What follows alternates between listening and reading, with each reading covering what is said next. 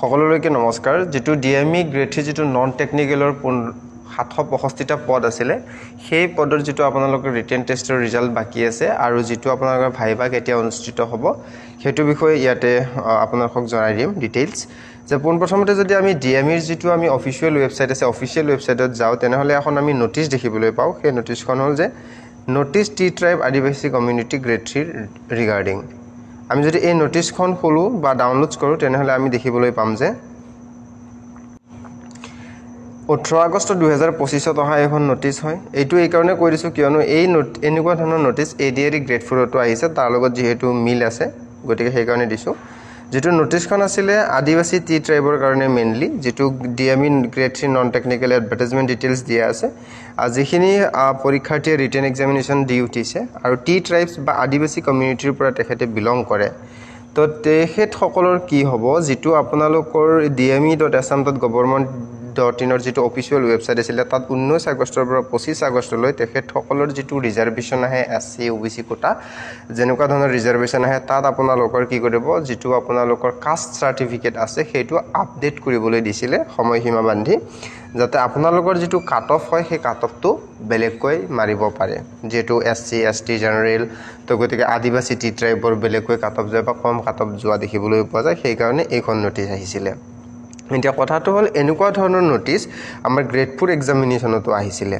তো গ্ৰেড 4 এক্সামিনেশনতো এনেকুৱা ধৰণৰ নোটিস আহি যোৱা দেখিবলৈ পোৱা গৈছে আৰু গ্ৰেড 4 এক্সামিনেশন যেটো আদিবাসী টি ট্ৰাইবৰ ঠিক আপোনালোকৰ যেটো এক্সামিনেশনৰ যোৱাৰ পিছত যেটো আপোনালোকে আদিবাসী টি ট্ৰাইবৰ আপলোড কৰা হৈছিল তাৰ ঠিক 10-12 দিন পিছতে ৰিজাল্ট ঘোষণা কৰা হৈছিল যেহেতু মাননীয় মুখ্যমন্ত্ৰী ডাঙৰীয়া ইতিমধ্যে কৈ উঠিছে যে আপোনালোকৰ যেটো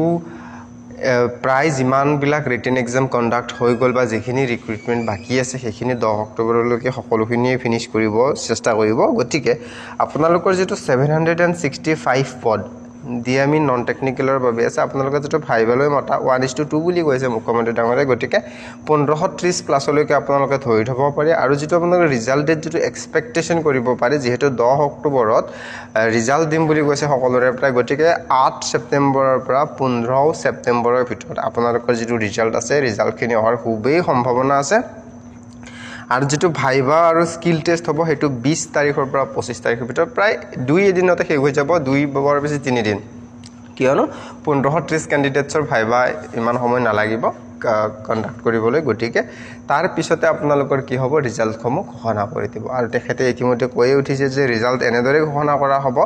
যাতে মানে 10 অক্টোবৰত আপোনালোকৰ এপইন্টমেন্ট লেটাৰ হাতত দিব পাৰে এদিন দুদিন ইফাল হিফাল হ'ব পাৰে কিন্তু সেইখিনিৰ ভিতৰতে দিবলৈ চেষ্টা কৰিব যেহেতু ইলেকশনো বাকি আছে 2026 ত লেজিসলেটিভ গতিকে ডিএমই গ্ৰেড 3 নন টেকনিক্যালৰ যি সকল বন্ধু বান্ধৱীয়ে ৰিটেন এক্সাম দি উঠিছে তেহেতসকলে ভাইবা বা স্কিল টেষ্ট যেটো আপোনালোকৰ পদ অনুযায়ী অনুষ্ঠিত হ'ব তাৰ বাবে আপোনালোকে নিজকে প্ৰিপেয়াৰ কৰি থওক আপোনালোকৰ ৰিজাল্ট অহাৰ পিছতে 2 এদিনৰ ভিতৰতে মাতি দিব গতিকে ভিডিওটোত এইখিনি আছিল যদি ভিডিওটো চাই ভাল পালে তেনেহলে ডিএমই গ্ৰেড 3 নন টেকনিক্যালৰ বন্ধু বান্ধৱী সকললৈ শেয়াৰ কৰি দিব ধন্যবাদ জয় অসম